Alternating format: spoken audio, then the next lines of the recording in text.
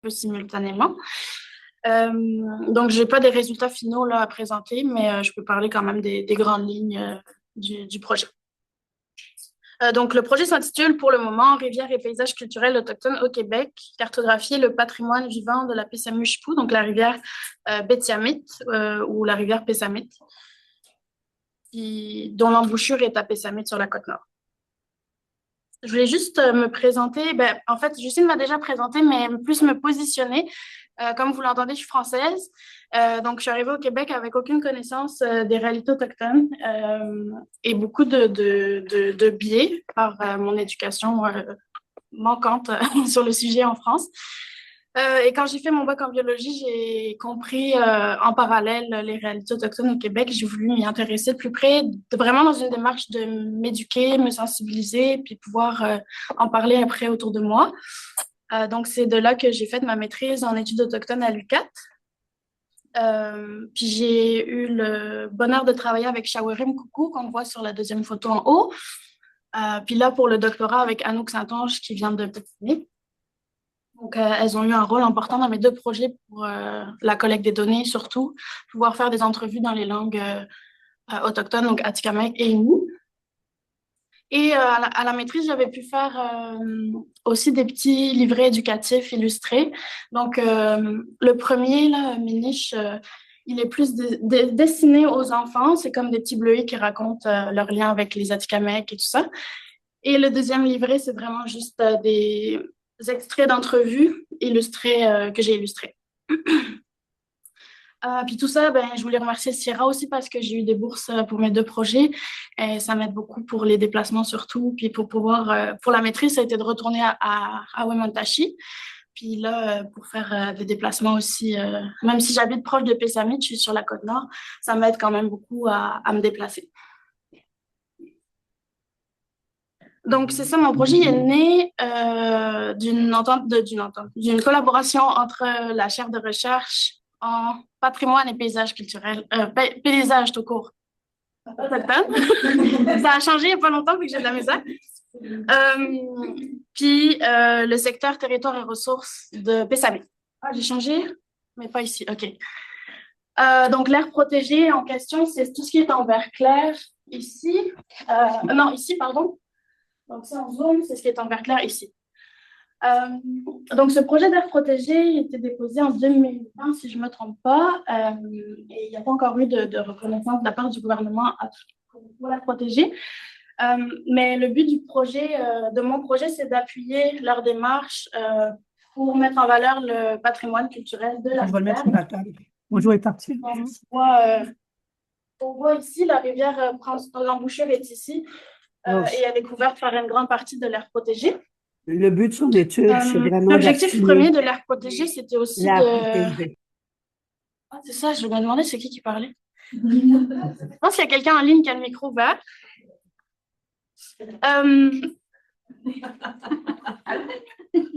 Et l'objectif premier du projet d'aire protégée, c'est de protéger le caribou, dont une population, en fait, il y a 5 populations de caribous sur le Nitassinan.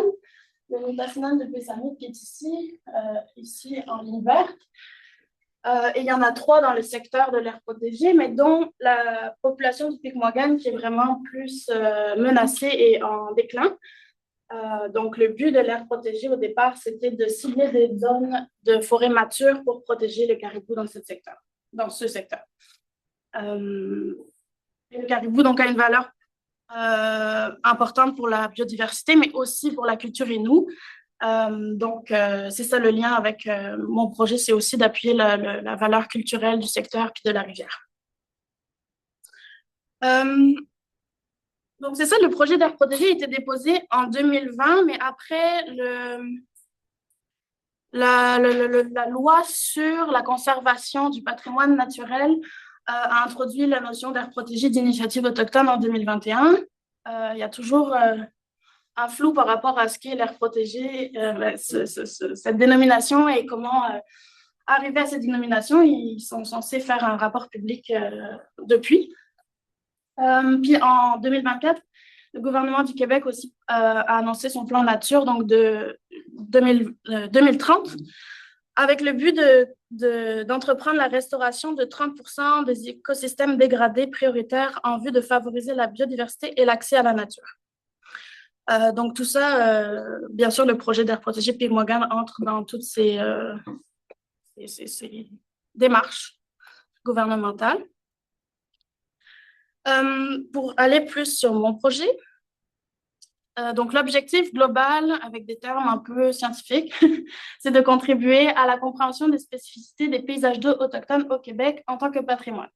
Paysage d'eau, c'est un peu une traduction de ce qu'on voit en littérature anglophone, riverscape, waterscape, souvent, donc en géographie physique, mais aussi géographie humaine et sociale.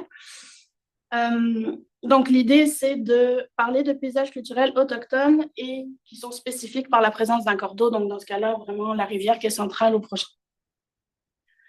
Et les 3 objectifs spécifiques pour répondre à cet objectif général sont de documenter les paysages culturels de la Pessamit-Chipou avec la communauté de Pessamit dans une perspective intergénérationnelle, de développer un outil cartographique de mobilisation et de diffusion des connaissances relatives au Nuu-chimít de la Pessamit-Chipou.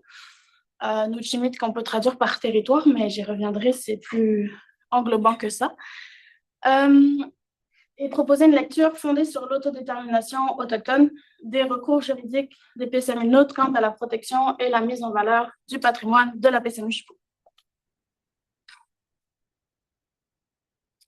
Donc là, c'était juste pour vous situer, puis parler un peu de la rivière. Oups, oui, je vais y arriver. Donc, la France a source dans le lac Manouanis. L'embouchure est à Pessamit, puis on revoit là le réservoir Picmogan avec les secteurs d'importance pour le caribou. Puis je voulais juste souligner ici que vous ne voyez peut-être pas très bien, mais ce qui est en bleu foncé, c'est le tracé avant la construction des barrages de la rivière. Et donc, tout ce qui est en bleu clair ici et dans ces endroits-là sont des sites qui ont été inondés par la construction des barrages. Donc, il y a 2 barrages hydroélectriques sur cette rivière-là et plusieurs digues, mais 2 complexes, on va dire, hydroélectriques. Pour faire encore un peu de contexte, et en fait, ici, je voulais surtout souligner la rapidité avec laquelle les changements sur le Nitassinan et sur la rivière, plus spécifiquement, ont eu lieu. Donc, petit retour historique, en 1842, la Côte-Nord est ouverte à la colonisation et surtout par la pêche au saumon et par la venue des pêcheurs. Donc, le rôle des rivières avec la colonisation est aussi important.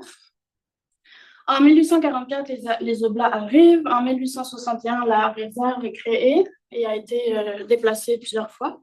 Donc, je ne sais plus exactement les détails, mais elle a été déplacée à Papinichois puis à Pessamit. Et à partir des années 1850, on peut déjà noter l'exploitation du territoire. Donc, la foresterie commence là, par le bûchage et le bois de pulpe, là, pas de façon industrielle extensive comme aujourd'hui.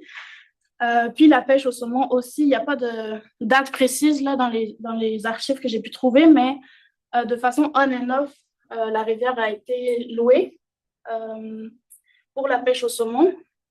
Donc, ceux qui louaient étaient des colons et les pêcheurs étaient souvent, surtout les Inuits, et donc ils rachetaient le saumon et le vendaient à Rimouski, à Montréal, etc. Puis ensuite, il y a eu les barrages hydroélectriques en 56, de 56 à 60 parce qu'il y en a eu 2. Puis, ce qui est important de noter, c'est que c'est les premiers barrages qui ont été construits sous le nom Hydro-Québec. Il y a eu des barrages avant, mais c'était des sociétés privées. Donc, Hydro-Québec, ça a été vraiment son premier grand projet qui ensuite a déboulé sur Manic 5, puis les grands projets qu'on connaît aussi à Chisasby, la Grande. Puis 5 ans après la construction des barrages, la pêche commerciale a été arrêtée à cause de la disparition des saumons, qui était déjà affectée par la pêche commerciale, mais là, je vais vous parler de mon cadre conceptuel, donc je vais juste le nommer, mais après, je vais rentrer plus dans les détails dans les prochaines slides.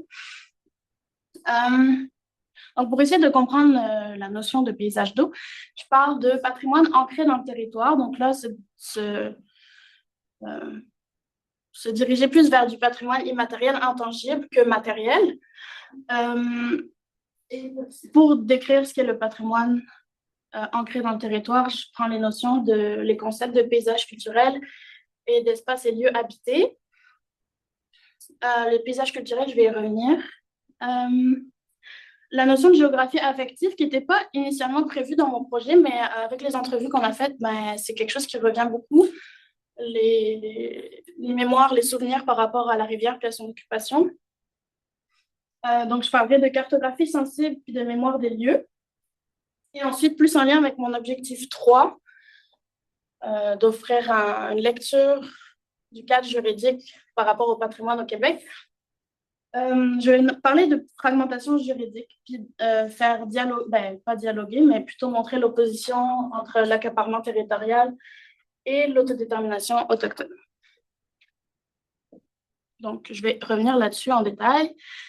D'abord, le patrimoine ancré dans le territoire. Donc, c'est sûr que j'utilise la notion de paysage culturel. Je vais lire la définition de Bugey 1999 pour un paysage culturel autochtone. Mais il faut savoir, j'ai oublié un petit détail, il faut savoir que le concept de paysage culturel il a été créé en 1925 par un Allemand, Karl Sauer. Il a été beaucoup critiqué depuis et redéfini. Donc là, la définition que je retiens, c'est vraiment mais j'aime pas le mot adapté, là, mais fonctionne dans le contexte autochtone. Un paysage culturel autochtone est un espace auquel un ou plusieurs groupes autochtones accordent une signification particulière en raison du lien persistant et complexe entretenu avec le territoire. Le paysage exprime l'unité du groupe avec le milieu naturel et les valeurs spirituelles qui sont rattachées. Il incarne la connaissance traditionnelle des esprits, des lieux, des utilisations du territoire et de l'écologie. Et elle note aussi que les vestiges matériels témoignant de cette association peuvent être remarquables, mais ils sont aussi souvent minimes ou inexistants. Donc, ce n'est pas ce qu'on retient en premier, le patrimoine matériel dans cette définition. Et donc, c'est sûr que ça reste un concept académique alloctone. Le mot paysage ne se traduit pas en langue inou. Donc, moi, ce que j'essaie de faire dans mon cadre conceptuel, c'est de rattacher cette notion-là académique à la vision inou d'Épée Samuel Nut. Et un des partenaires, Eric Canapé, préfère souvent parler d'univers inou quand on parle de paysage culturel. Donc, c'est pour illustrer un peu que ce concept-là ne parle pas toujours aux partenaires autochtones. Et j'essaie vraiment de le mettre plus dans le contexte local. Donc, pour ça, je prends en compte l'interrelation entre le mode de vie et la langue, donc Inuidun, Mak-Inuimun, qui sont en lien avec la gouvernance. Gouvernance qui peut aussi être l'organisation sociale, parce qu'il y a beaucoup de déplacements par la rivière dans le territoire, et ça définit encore les territoires familiaux.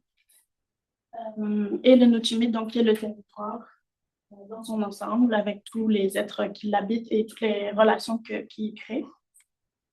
Moi, j'essaie d'utiliser la rivière comme un exemple vraiment de connexion entre tous ces éléments-là.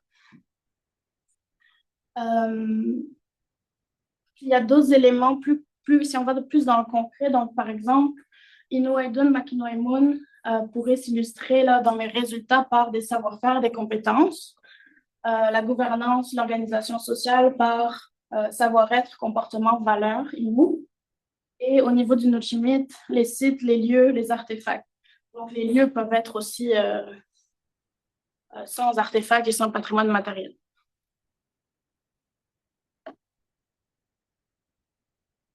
Yes, j'y ai pensé cette fois. Pour ce qui est de la géographie affective, ça se peut que je prenne un peu de temps, vous me direz si je suis 30 minutes. Géographie affective, je prends les notions de cartographie sensible et de mémoire des lieux. Donc, la cartographie sensible, c'est plus pour désigner la cartographie alternative et non conventionnelle, donc d'essayer de mettre de l'avant les émotions, les vécus, les expériences, l'oralité aussi à travers les cartes plutôt que d'avoir euh, une simple carte avec des points puis des lignes. Et donc, je prends la définition de Bodenhammer 2022 qui dit que les cartes sensibles sont des représentations cartographiques fluides qui révèlent le contexte complexe, contingent et dynamique des événements dans et à travers le temps et l'espace. Elle exprime les résultats de la recherche, mais les réponses qu'elles fournissent ne sont pas définitives et la carte elle-même est toujours ouverte à la révision. Et c'est une définition que j'ai retenue parce que ça fait beaucoup écho avec la notion de paysage culturel qui est vraiment continu, dynamique et qui fait le lien entre le passé et le présent. Voilà. Puis la mémoire des lieux, c'est aussi pour illustrer justement le patrimoine intangible, invisible, mais qui est encore là dans les lieux qui ont été occupés par les ancêtres, mais il y a encore des lieux aussi encore occupés, mais malheureusement à cause des transformations coloniales moins qu'avant.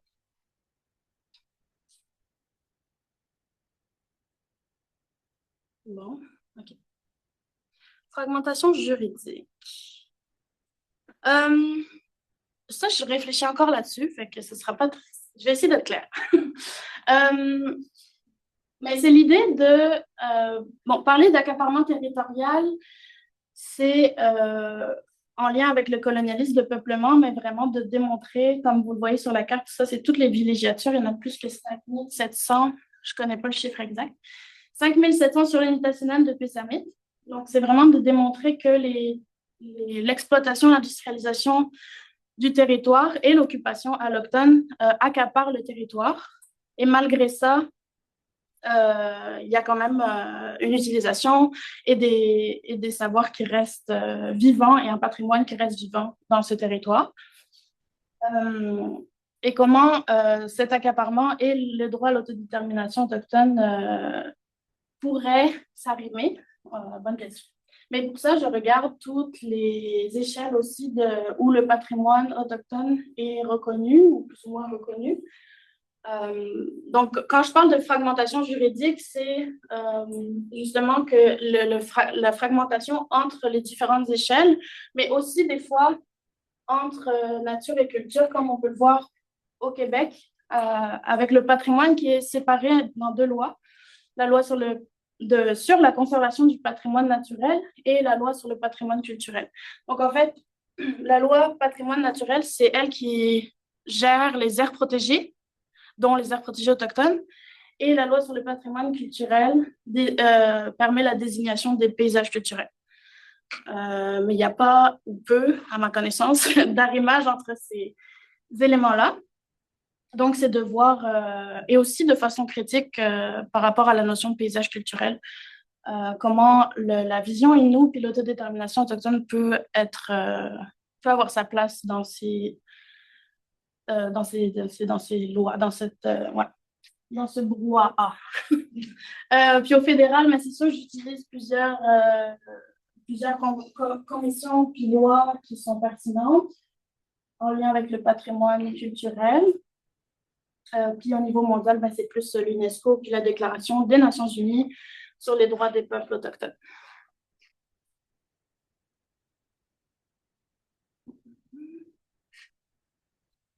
Pour ce qui est de la méthodologie, ben c'est ça, j'ai surtout fait des entrevues, c'est pas mal le cœur des données que j'ai récoltées, mais il y a aussi quand même des archives que j'ai pu retrouver écrites ou de cartes, notamment les cartes d'arpenteurs. J'y reviendrai plus tard.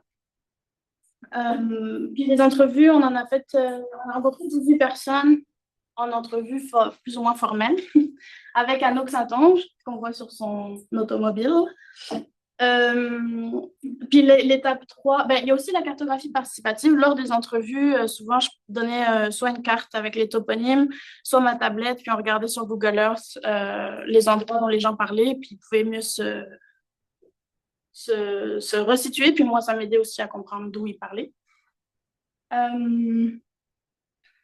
Ensuite, la validation des résultats, mais c'est pas fait, ça va venir, mais ça va être de vérifier avec tout le monde, leur montrer les résultats préliminaires à chaque participant, puis valider que les informations sont correctes, surtout par rapport au nom de lieu et à ce qu'ils m'ont nommé. Et des fois, je peux, moi, avoir des biais puis pas comprendre correctement.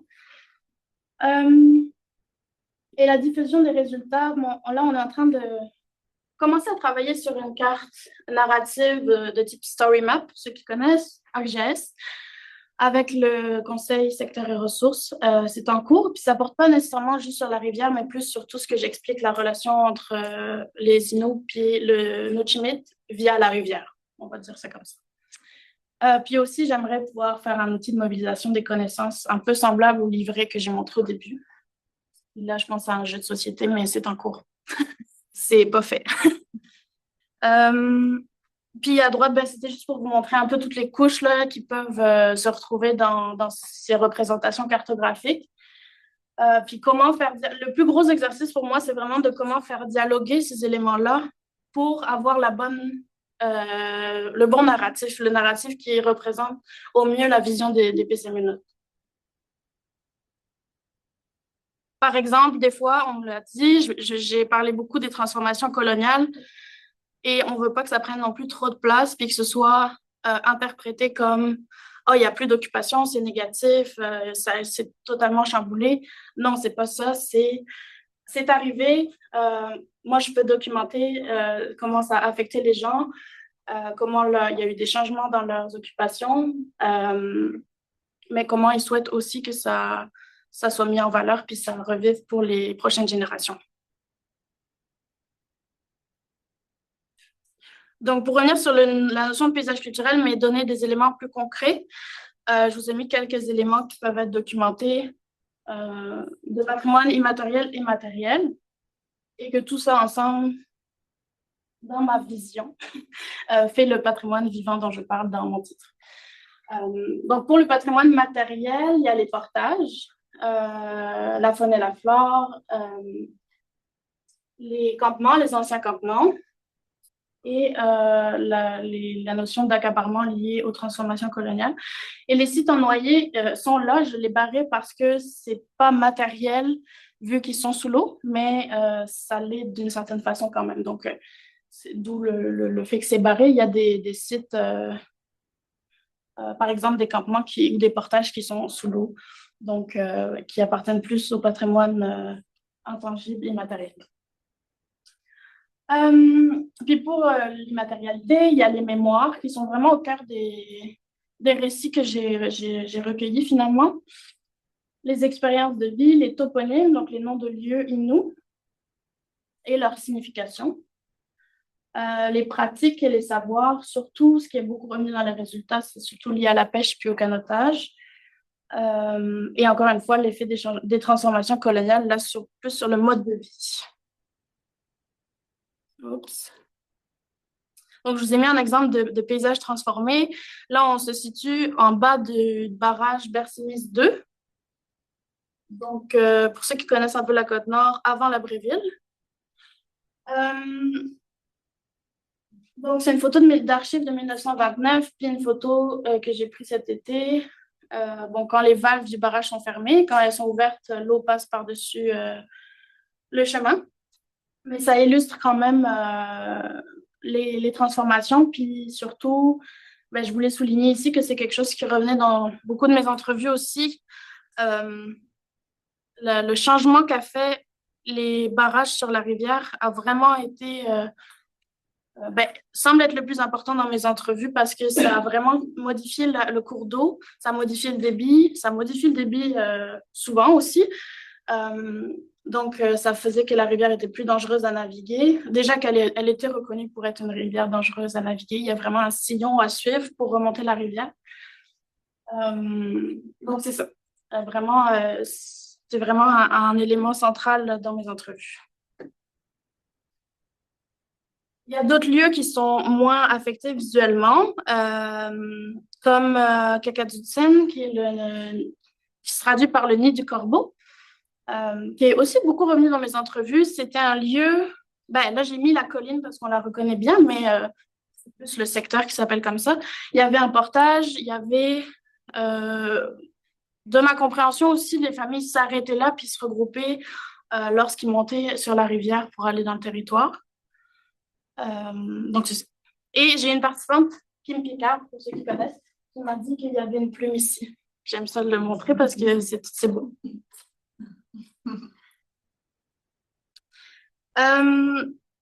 Ben c'est ça, je voulais souligner ici que même s'ils sont pas, même s'ils sont visiblement transformés, les paysages ont été, donc sont encore habités. Oups, j'ai manqué ma shot. Puis ici, il y a un portage. Ben, en fait, c'est maintenant un sentier de ce qu'on a.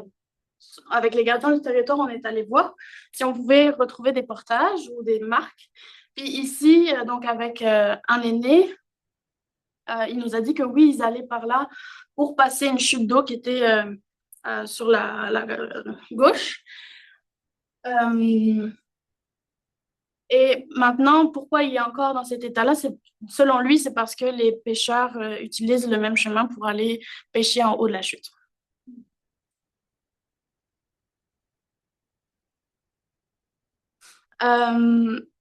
Ici, je voulais présenter une image assez frappante parce que c'est le petit-fils d'Anouk qui a fait ce dessin. Puis il représente des Inuits qui pêchent au harpon. Mais la pêche au harpon, elle a disparu depuis très longtemps. En fait, je l'ai demandé dans toutes mes entrevues, et il y a beaucoup de gens, même les aînés, qui ont entendu parler de la pêche au harpon, mais qui ne l'ont jamais faite eux-mêmes. Et selon eux, c'est vraiment lié à la pêche commerciale parce qu'avec la pêche commerciale, ils se faisaient donner des filets. Donc, ils ont progressivement arrêté de pêcher au harpon, qui était de la pêche plus pour la consommation personnelle et la survie dans le territoire. Mais donc, ça remonte à même avant la création des barrages. Puis, son petit-fils de quelques années, je ne sais plus quel âge il a, moins de 10 ans, il a fait ce dessin avec un harpon et je trouve que ça montre bien comment les mémoires ont un rôle important dans la transmission culturelle et du mode de vie inou. Pour les résultats, je suis en train de les analyser, c'est comme je vous le disais, donc je peux juste vous montrer un petit portrait des grandes thématiques puis des éléments qui ressortent des entrevues.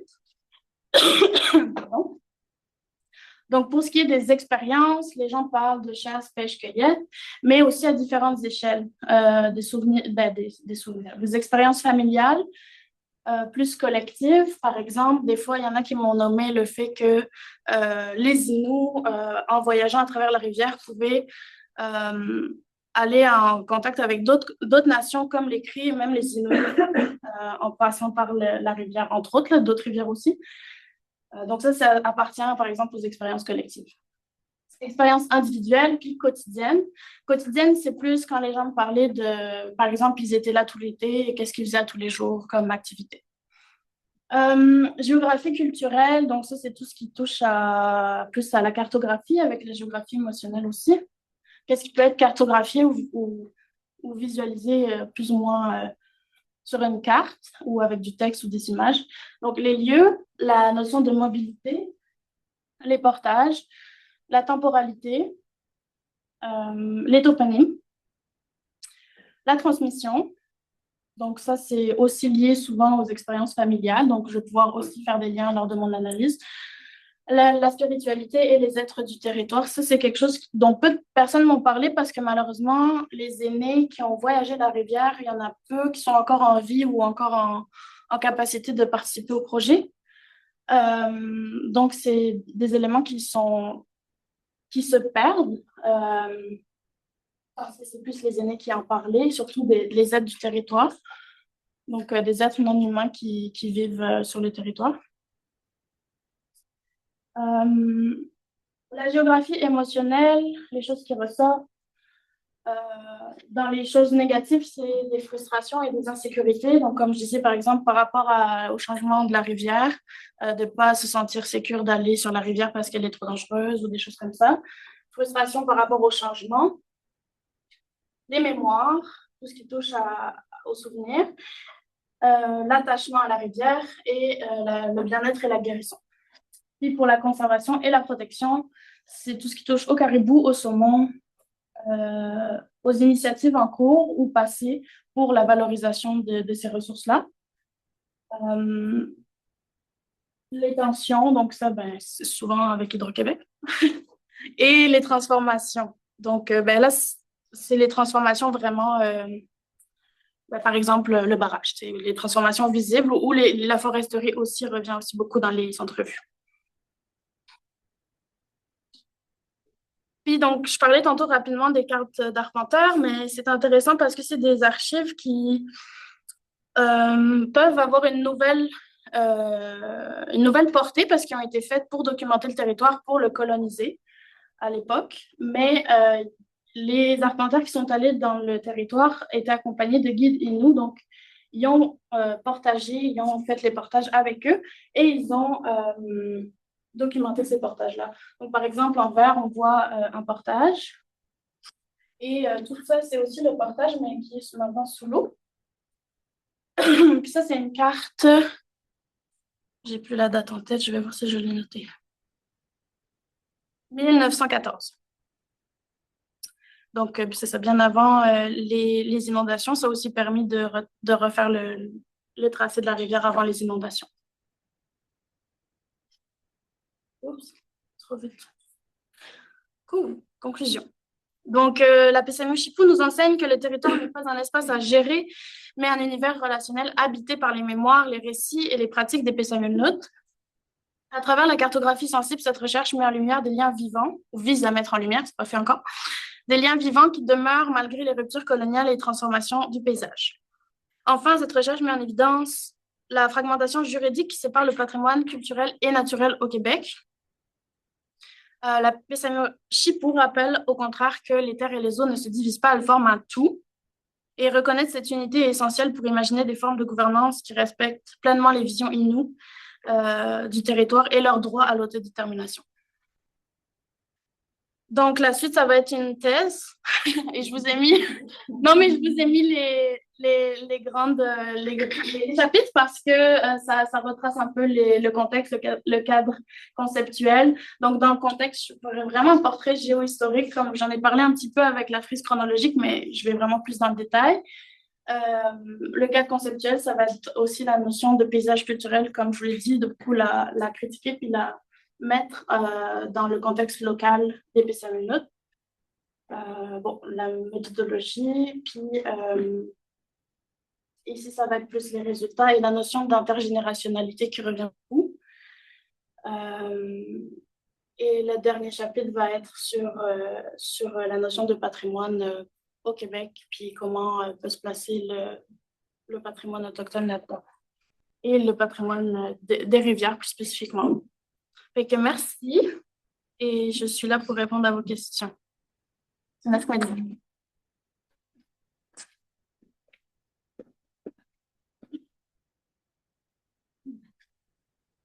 Bonsoir.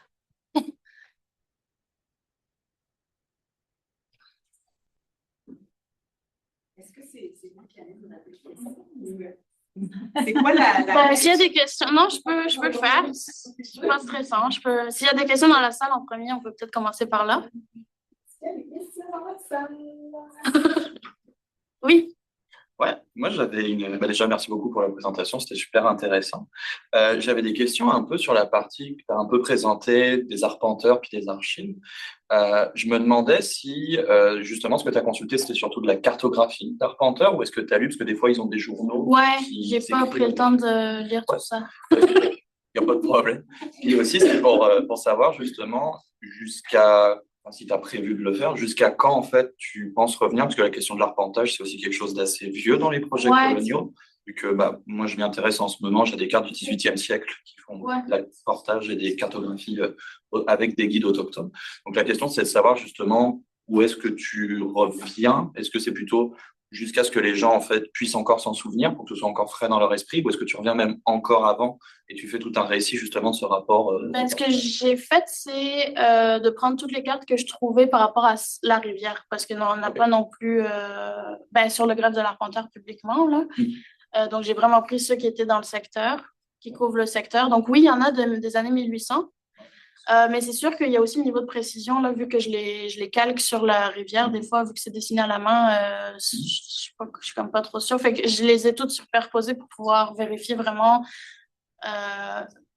s'il y en a qui reviennent 3 fois, là, je sais que c'est vraiment dans ce secteur-là. Des fois, c'est flou aussi, le traçage que je fais.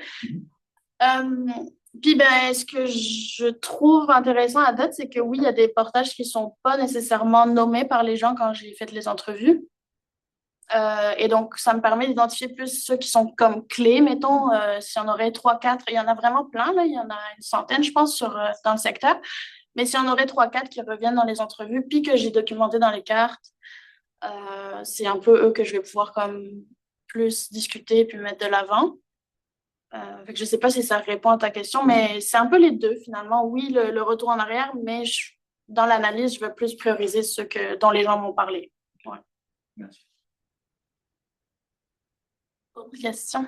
Oui. Dans les traces matérielles, tu parlais justement que les voies de portage, c'était essentiel que ça. Puis il y a des lieux de sépulture que je ne vois pas dans Ah oui! exclus totalement, ou c'est parce qu'il y en a trop qui sont justement des sites inondés? Non, il y en a quelques-uns, mais c'est pas quelque chose qui est revenu beaucoup. Fait que c'est comme pas, je l'ai pas noté, mais oui, c'est important, les lieux de sépulture, il y en a aussi. Euh, mais pour vrai, deux ou trois, là, comme c'est vraiment pas quelque chose qui est beaucoup présent dans, dans ce secteur-là. En fait, quand je l'ai demandé aux gens, c'est pas quelque chose qu'ils m'ont nommé. Il y a peut-être une personne qui m'a parlé d'une sépulture. Donc, les sépultures, pour ceux qui comprennent pas, c'est que quand les gens vivaient dans l'hiver, ils se déplaçaient dans le Notchimite, ils vivaient plusieurs mois dans le bois. Donc, des fois, mais je pense que ça remonte quand même à il y a longtemps, là. Des fois, quand des personnes décédaient, ils les enterraient sur place au printemps. Mais moi, on m'a aussi dit que une pratique qui avait l'air courante, c'était aussi l'hiver, de garder le corps puis de le redescendre à Pessamit. Donc, c'est pour ça aussi, peut-être qu'il n'y en a pas beaucoup. Peut-être qu'à un moment donné, les gens se sont mis à faire ça plutôt qu'à faire des sépultures dans le bois. Je sais pas, j'ai pas de détails à ce sujet-là, mais je trouve ça intéressant. C'est les seules infos que j'ai sur ce sujet-là.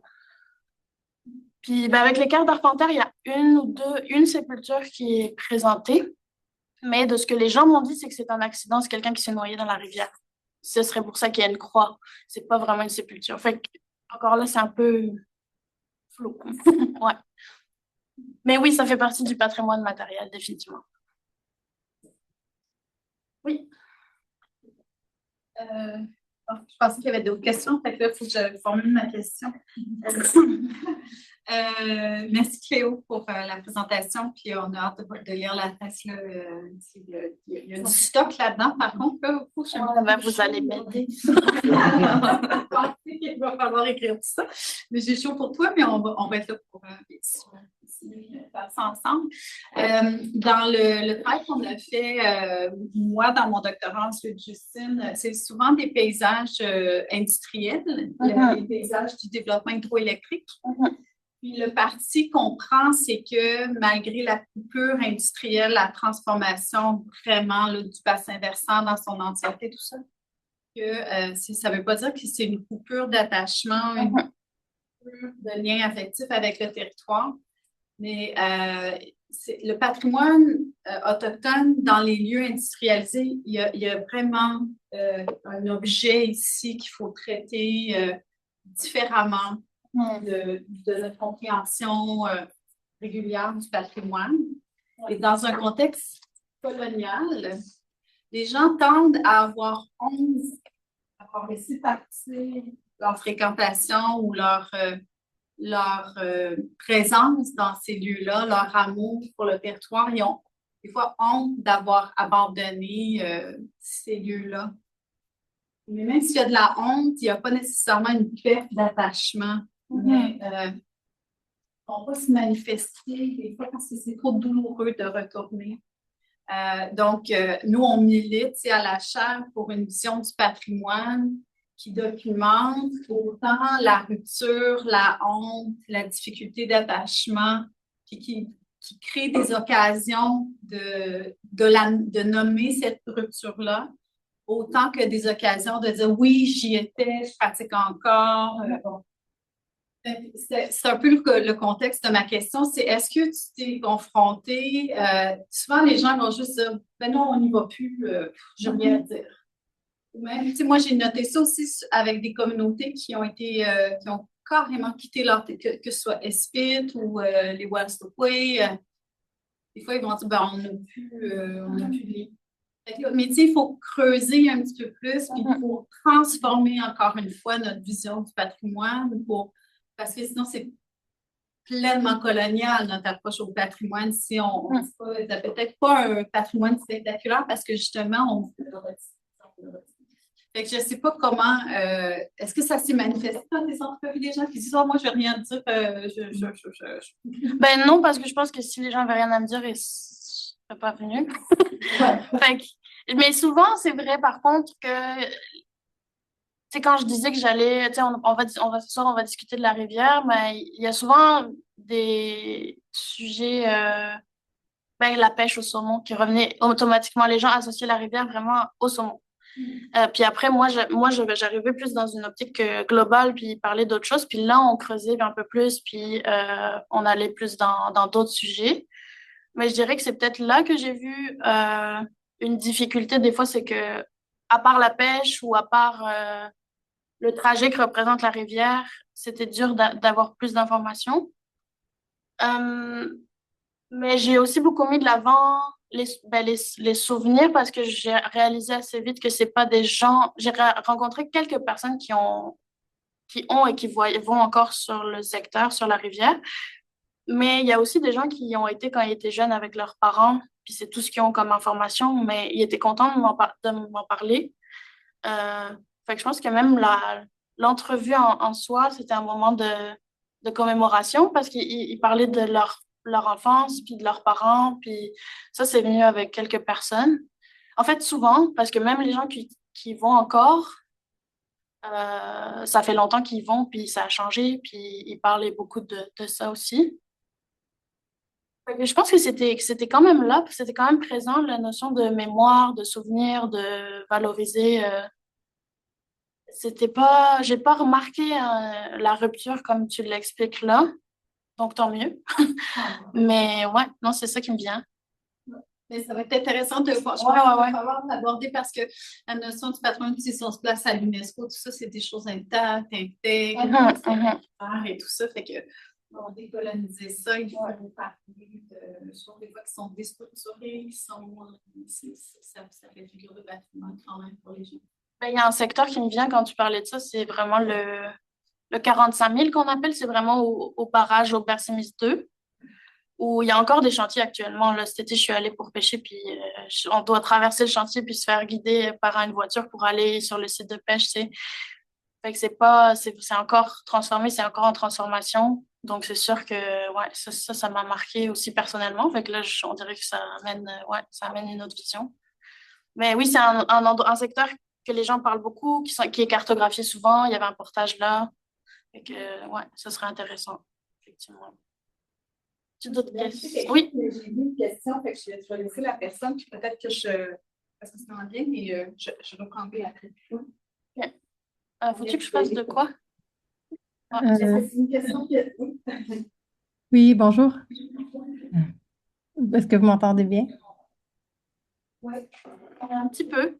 Un petit peu. Je vais essayer de parler plus fort. Premièrement, merci beaucoup. Moi, je suis étudiante à la maîtrise en urbanisme à l'Université de Montréal et présentement, je fais un projet de recherche sur justement les outils de protection des paysages au Québec.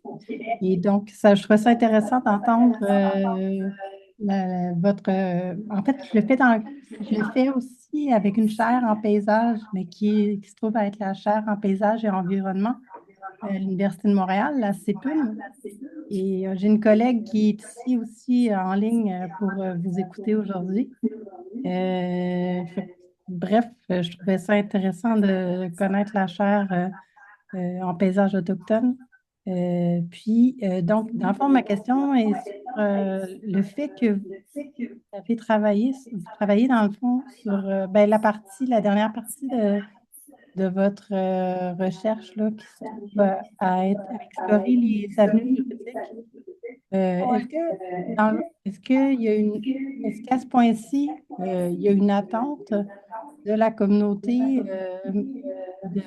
envers votre recherche? Est-ce que est-ce que c'est prévu que ça puisse servir finalement d'une certaine manière? Ben, oui et non, je pense pas qu'il y ait d'attente. En fait, moi, je pense que l'initiative est plus venue par les discussions qu'on a eues au fur et à mesure avec les partenaires, mais c'était pas comme une attente initiale, je pense. Puis là, je vous laisserai compléter si je dis n'importe quoi. Mais c'est parce que eux se sont dirigés plus vers l'aire protégée autochtone. Et moi, je regardais la notion de paysage culturel. Et en voyant vraiment le gap là, et le manque d'arrimage entre les deux, c'est là que je me suis dit, OK, il faut creuser, il faut voir s'il y a des outils d'un côté ou de l'autre qui peuvent servir. Fait que c'est plus, comme je disais dans mon objectif, d'offrir une lecture, tu sais, de favoriser le dialogue avec les partenaires sur le sujet. Mais tu sais, j'ai pas d'études en droit et je suis pas, en tout cas, je prétendrai pas leur donner de réponse claire, là. C'est juste d'essayer de regarder comment ça peut s'arrimer ou est-ce qu'il y aurait plus de facilité pour eux d'aller protéger le patrimoine que d'un côté ou de l'autre. C'est ça. Fait qu'après, je pense que c'est une lecture, c'est quelque chose que je leur donne. Puis après, c'est au niveau politique de leur côté de voir les décisions qu'ils veulent prendre. Donc, je saurais pas, je dirais pas qu'il y a d'attente, mais je dirais que j'essaye de fournir quelque chose d'utile parce que justement, il y a l'air protégé qui est en cours et ça bloque. Fait que, c'est ça, j'essaie de regarder si ça peut aider d'aller voir ailleurs ou en complément. Oui. Je ne sais pas si je peux répondre parce que c'est ça, c'est peut-être des discussions qu'on a eues avant là, que je nous arrive, mais c'est qu'il y a un enjeu au Québec où est-ce que les Premières Nations se tournent, plutôt, ils vont se tourner vers la SNAP ou les organisations environnementales pour des projets d'air protégés parce que c'est leurs meilleurs alliés, parce que c'est ceux qui font bouger les choses. Mais en bout de ligne, il y a une partie de ça où est-ce que tu tires dans le pied en quelque sorte parce que tu t'appuies sur la protection de la nature pour pousser ce qui est d'avoir inventé un projet culturel, maintenir le lien avec le territoire. C'est ça la fragmentation juridique dont tu parles.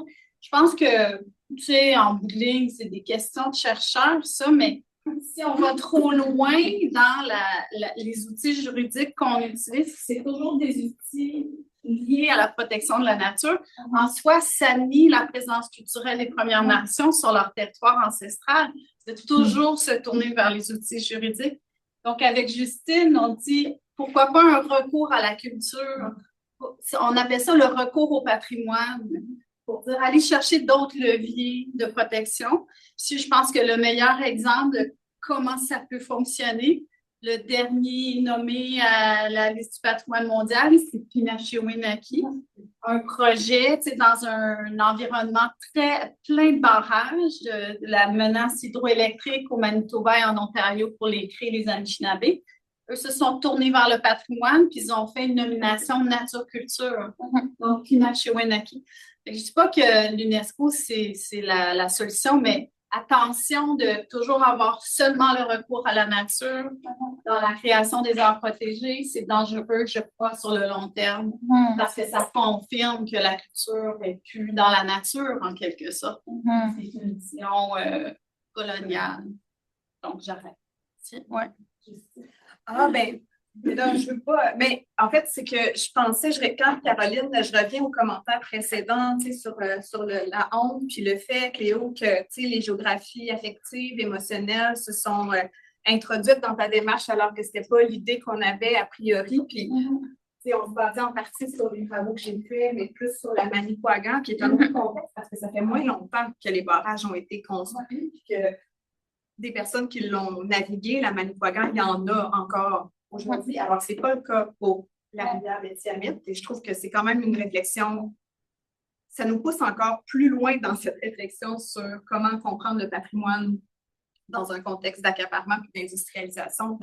Dans l'horizon d'accaparement est encore plus étendu. C'était déjà complexe pour Manicouagan, mais là, les Sanuchipo, c'est encore plus complexe. Puis, je ne sais pas si tu es à l'aise d'en parler parce que je sais que c'est récent dans tes réflexions, mais je trouvais intéressant quand on travaillait pour la création de la carte narrative qui concerne l'aire protégée dans son ensemble, mais que toi, tes entrevues, les gens parlaient, on n'était pas nécessairement à l'échelle de l'aire protégée dans le lien d'attachement que les gens partageaient dans leurs entrevues. Puis moi, je trouvais que ça en disait quand même beaucoup sur cette dimension-là. Que les gens t'ont moins parlé de certains secteurs et plus d'autres qui ne sont pas nécessairement dans l'aire protégée. Ouais. Je ne sais pas si tu es à l'aise ou Ben, je peux en dire un petit peu. Ben, en fait, ça rejoint ce que je disais sans doute sur la pêche au saumon, parce que même avant la construction des barrages, le premier barrage est dans ben là, sur la carte, elle n'est pas zoomée. Je ne sais pas si j'en ai une mieux. Attendez, je vais juste regarder mes cartes. Ici. Okay. Le premier barrage, il est comme dans cette zone-là. Fait que tout ce secteur-là de la rivière, il est encore navigable jusqu'au premier barrage. Puis avant aussi, la chute qu'il y avait à la place du barrage représentait la frontière de la pêche au saumon. Fait que quand les gens parlent du saumon, parlent de la pêche au saumon, ils parlent de ce secteur-là beaucoup. Et comme je disais, c'est revenu beaucoup dans les entrevues. Alors que l'aire protégée est plus dans ce secteur-là. Donc oui, il y a quelque chose d'intéressant. Il y a quand même des gens qui occupent et qui occupaient ce secteur-là, bien sûr, mais ça apporte une nouvelle piste, peut-être, au niveau patrimonial, surtout, de regarder l'importance du saumon ici et l'occupation encore actuelle et plus récente aussi de la rivière dans ce secteur-là, parce que je pense qu'il y a 2-3 pêcheurs de saumon qui restent. Puis il y a un projet pas d'air protégé, je suis biaisée, de restauration du saumon depuis début des années 2000. Donc, ils sont encore là, ils font encore des relevés à chaque année. Donc, il y a ça aussi dans les initiatives actuelles.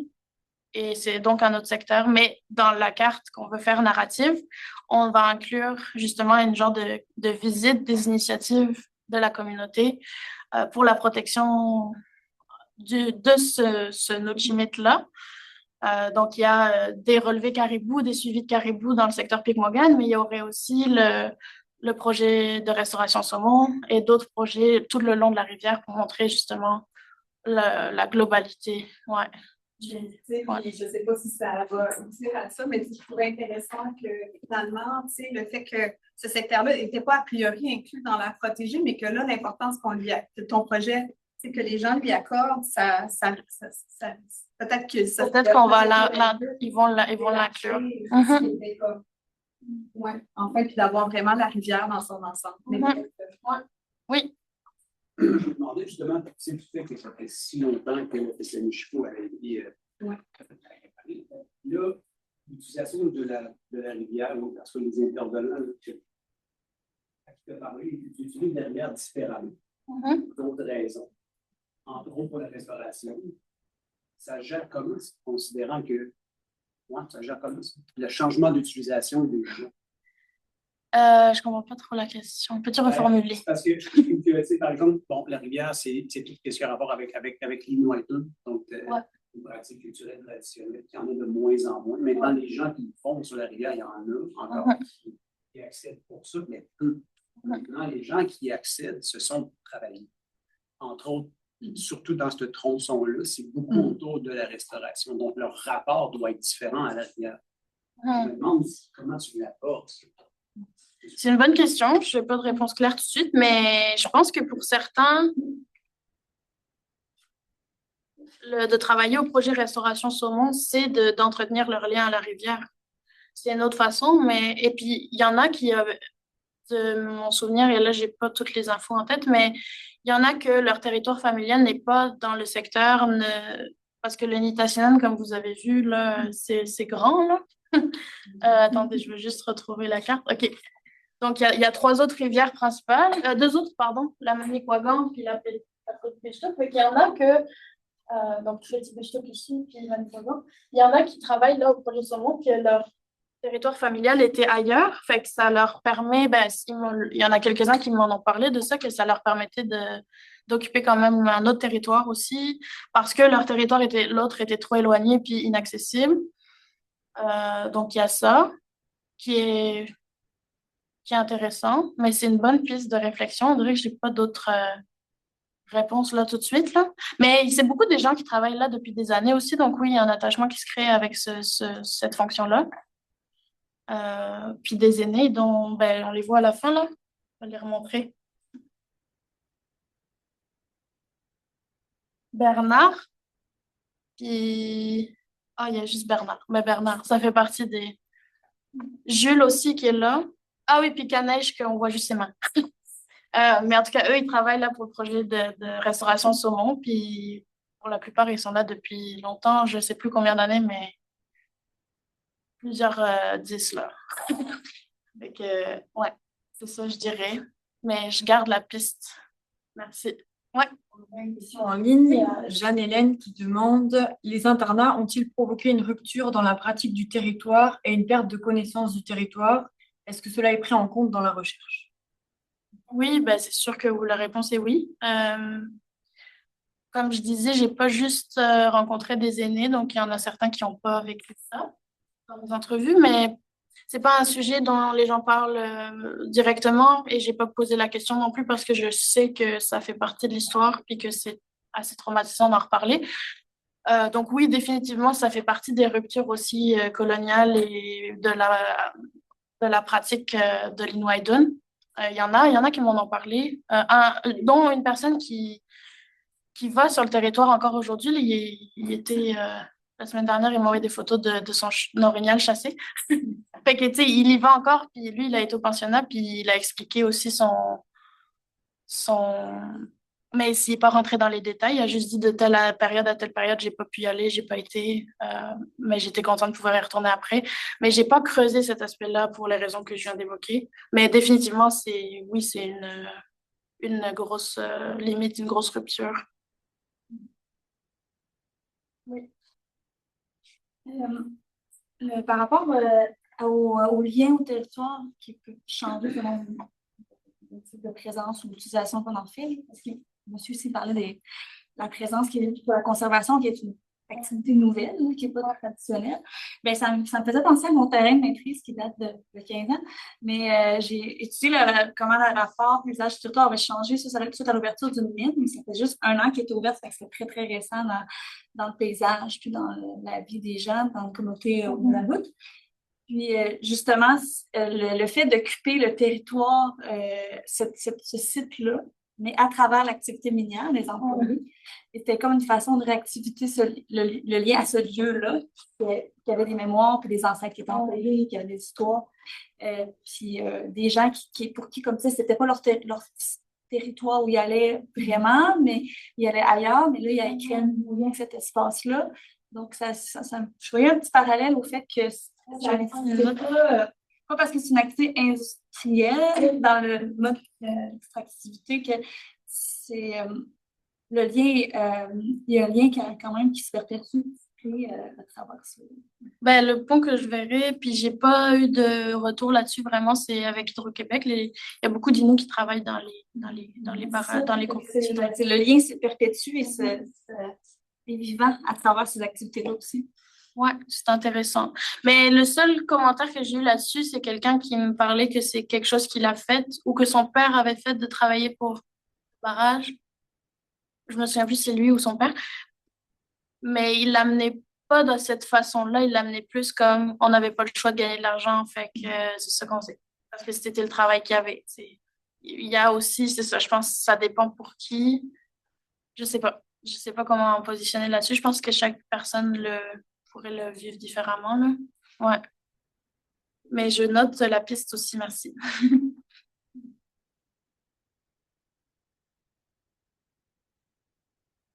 Il y a quelqu'un qui a levé sa main, non? Ah non. Juste en fait piège, je suis vraiment patiente, j'arrête. Non, vas-y, j'aime bien. Je voulais juste dire qu'il ne faut pas oublier que la PCMU chez vous aussi, c'est ce que Richard White appelle une machine organique, dans le sens que c'est une machine hydroélectrique avec les barrages qu'il y a dessus. Puis il y a une fluctuation de l'eau aussi. C'est sûr que il y a quelques années, ces gens-là de Kim qui ont été délocalisés de leur. Ils s'étaient reterritorialisés avec un camp touristique. Puis tout ça a été ennoyé, tout ça fait qu'il y a une instabilité par rapport aussi à la rivière, qui, pour répondre à la question de Dave, qui des fois là, fragilise les initiatives. C'est les gens voudraient se reterritorialiser et occuper de nouveau, mais il ne faut pas oublier que c'est une rivière qui est imprévisible en raison du fait que c'est une machine à produire de l'électricité à partir du moment où il y a un barrage. Il y en a deux dessus, c'est deux. Deux, ouais. Fait que c'est ça joue aussi sur la capacité des gens de se reterritorialiser. Puis le secteur en aval de Bercimis 1, là. Ouais. Le dernier, c'est deux. Le dernier, c'est deux. Hein. Le plus proche, c'est deux. Un peu contracté. Ça, c'est dessus aussi, mais les gens sont plus proches de la communauté. Fait que c'est ce qui explique que c'est le tronçon là, qui ressort dans le. Et c'est pour ça que toutes ces analyses de géographie historique et de cartographie historique sont tellement importantes pour comprendre que ce que les gens vont te dire, c'est pas en fait l'état des lieux, c'est le résultat de toute la transformation qui est pérenne là, avec le fait que la rivière est instable en raison du fait que c'est une machine hydroélectrique. Là. Oui, ben, je veux juste rajouter là-dessus l'exemple de Jean-Luc et Kim, parce que je les ai rencontrés, ils font partie des participants et ils m'en ont parlé, ils m'ont donné l'autorisation d'en parler. C'est ça, il y avait ils se sont localisés, bon, là, je sais plus, en tout cas juste proche du Bercimis 2, dont je vous ai montré les photos transformées, là, ils étaient vraiment proches de ce secteur-là. Et c'est en 2017 qu'ils ont été, tout leur site a été inondé, là, ils amenaient plein de gens. C'était une initiative touristique locale. Là. Ils amenaient plein de gens de la communauté et d'ailleurs pour aller vivre dans le territoire puis apprendre tout ça. Et en 2017, ça a été inondé et depuis, ils sont partis ailleurs et ils m'ont parlé aussi du deuil qu'ils ont dû faire, que c'était vraiment exigeant pour eux. Donc, c'est ça, c'est pas juste la construction des barrages dans les années 50, ça a des impacts récents là, et actuels. En 2017, en plus, c'était sur toutes les rivières du Fascinant. Ouais. Ok, je savais pas ça. Puis quand ils ont voulu rehausser le réservoir Manicouagan aussi, encore là, l'enjeu de la reterritorialisation de ces espaces-là est revenu sur la terre parce que si on rehausse le niveau, les gens qui se sont installés à proximité sont repartis encore donc, je crois que pas sûr de se localiser dans ce contexte-là, mais ça touche l'ensemble des rivières. Mais tu sais, je me demandais aussi, tu sais, à cause des barrages, on a des routes maintenant. Ouais. On utilise des routes. Là, c'est ça que je trouve ça intéressant parce que anciennement, c'était la rivière qui était la route. Maintenant, ils utilisent la vraie route avec leur camion. Mais là, ça crée, en tout cas, moi, c'est anecdotique, mais je ne vais pas répéter dessus. Mais ça crée des incohérences, où est-ce qu'ils ont besoin maintenant de la route, mais en même temps, ils déplorent la création. Là. Alors qu'avec la rivière, ben, ceux qui accèdent encore en rivière, ben, sont peut-être moins en incohérence. Et là, je trouve qu'ils se retrouvent souvent, même ceux qui travaillent pour l'Hydro-Québec, ça en est un exemple aussi, où est-ce qu'ils trouvent une façon de se justifier à eux et aux autres du fait de travailler là en se disant, ben, il faudrait qu'on travaille. Puis, moi, ce que j'entendais, c'est, je l'ai dit aussi, de dire, pour rassurer les gens, de dire, ben, tu ne payes pas des dettes avec des convictions. Là. Fait que là, ça crée un peu une drôle de dynamique où est-ce que là, la route, elle est nécessaire pour la reterritorialisation, mais en même temps, tu es en incohérence du fait que tu t'en sers. Fait que je ne sais pas si toi, tu abordes ça, considérant que c'était les anciennes autoroutes. C'est intéressant. Ben, en fait, même avec ma maîtrise, il y avait cet enjeu-là, mais plus avec la foresterie. Tu sais que là où il y a des chemins forestiers, il y a plus de bleuets. Il y a aussi ça, mais c'était en contradiction aussi pour le bleuet, ça l'est aussi pour ce secteur-là. Tu sais, je pense qu'il y a pas de... Je pense que de l'apporter avec nuance, c'est important. Je ne prendrai pas de position là-dessus. Mais ouais, c'est définitivement quelque chose d'important parce que c'est sûr que ça permet aux gens d'aller dans le bois quand même. Là, donc, c'est essentiel dans ce sens-là. Après, je pense que c'est plus... peut-être qu'ils déplorent... il y en a beaucoup, là, il n'y a pas besoin peut-être de tous les chemins qu'il y a actuellement pour aller en territoire. Puis ça vient du sens premier des chemins. Là, s'il avait été fait pour aller dans le bois pour les Inuits, ça aurait été autre chose, mais c'est pas ça, c'est leur rôle premier. Fait que c'est peut-être là que les gens ont un justificatif aussi. Fait que oui, je note. Merci. Tu peux être co-auteur de ma thèse? Il y avait une route aussi, la mine où j'ai été, il y avait le même enjeu par rapport à l'ambivalence, l'idée de la route, mais aussi l'actualité. Il y a toujours une petite ambivalence avec le positif et le négatif de ce là puis les modifications-là.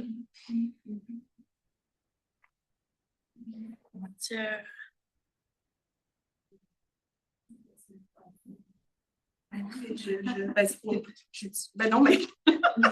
C'est faut têter ces choses-là. Ben, je sais pas, ça concerne plus le CRA. Je passe en arrière. Ben oui, c'est bon. Ben, une bonne main d'applaudissements.